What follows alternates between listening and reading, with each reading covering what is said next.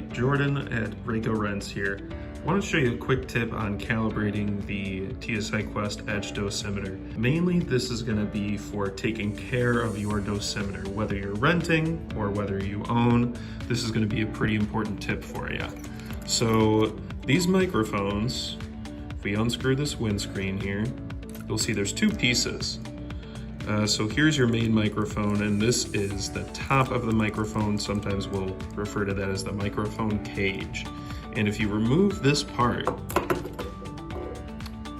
you'll see this on the top. This is the microphone diaphragm. Now this is one that has actually been damaged, and these are pretty easy to miss. Sometimes you'll see if you calibrate here, you put it into the adapter.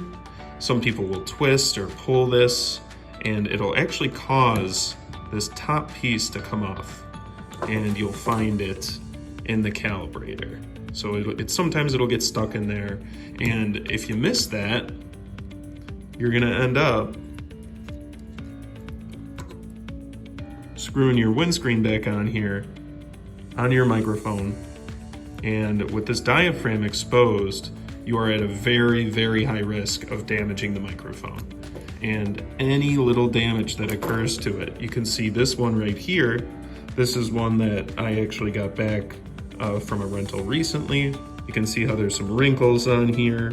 I've got another one here that was completely torn. And if there's any damage to this microphone diaphragm, that microphone is bad. You won't be able to calibrate it. You won't be able to trust it for your readings. So make sure when you are calibrating these dosimeters that you take extra care to make sure that this microphone cage stays on the dosimeter. And if you do that, you're gonna have microphones that last quite a long time. And that's it for today's quick tip from RAECO Rents.